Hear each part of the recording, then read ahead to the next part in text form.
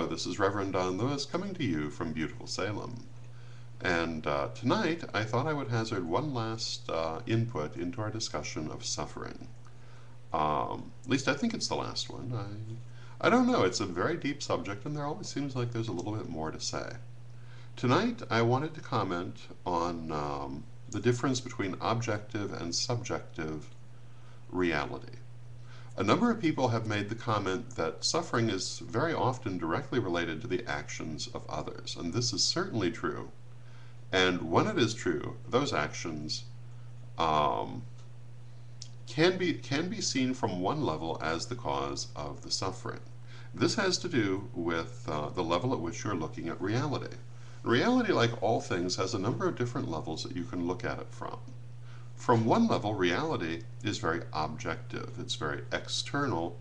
It's something that is very solid and must be interacted with as it is.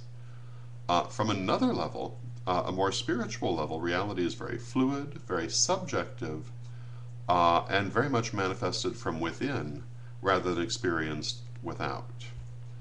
In metaphysics, we try to more consciously create our reality from that inner level. Therefore, when we speak of things like suffering, we do tend to look at the inner causes because ultimately that is where we would see the root. Even when the apparent cause of things is external, we believe that it is attracted to us or created by us, or co-created by us, or any of a number of different ways of looking at it because of inner issues, which can arise in this life or be held over from previous ones. This does not mean by any means that that objective aspect of reality should be disregarded. Rather, it means that when we go trying to work with our spiritual self, work with our higher self, work with magic and trying to consciously create the world around us, that we must look for internal origins. Now, in terms of the world around us, whatever the internal origins of our circumstances may be, there certainly are right and wrong ways to behave. And when people go around intentionally inflicting suffering on others, this is a wrong way to behave, regardless of whether there are also internal origins on the part of those who are receiving this treatment. That really has nothing to do with whether it's the right or wrong way to behave. And the whole issue of right and wrong ways to behave also is one that is a very deep subject, because of course it's very subjective. Living here in Salem, I'm very aware of the Salem witch hunts because it is, of course, the big tourist industry. And the people who were conducting these witch hunts certainly thought they were behaving in a right manner, although nobody today, for the most part, would think that. Looking either at what they did or how they did it, we're rather amazed. Even more amazing is where they drew the line between what they considered to be witchcraft and what they did not, because apparently a number of them were practicing kinds of magic that today would come under that heading, and they seem to have had what we would consider rather eccentric definitions.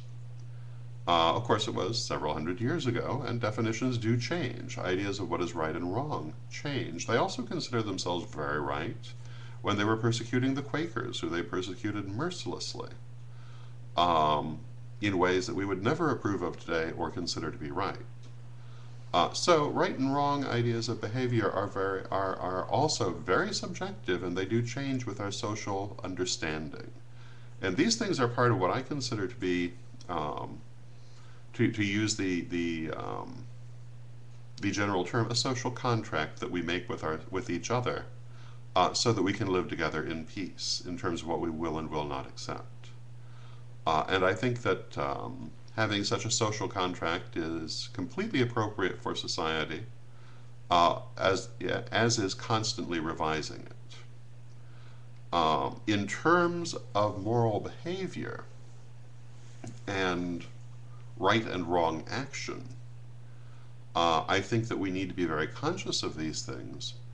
And of course, within the Wiccan religion, the Wiccan Rede, and it harm none, do as you will, is considered one of the primary statements by which we judge what is and is not right or wrong action.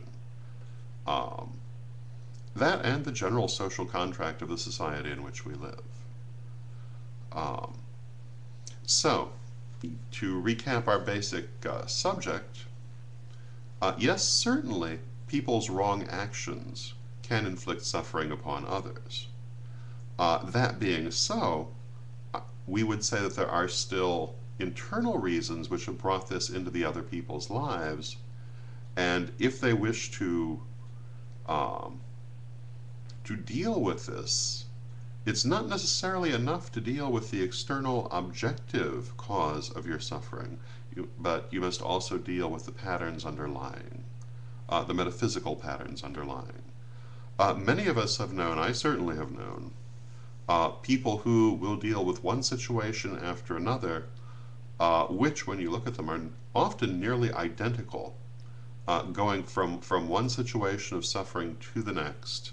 And every time they deal with the objective cause of it, and yet find themselves confronting exactly the same thing, because they have not dealt with the internal causes that are underlying it. So that's my soapbox for tonight. I don't know quite what else to say about it. So for this evening, I will wish you blessed be, and we'll talk again tomorrow. Good night.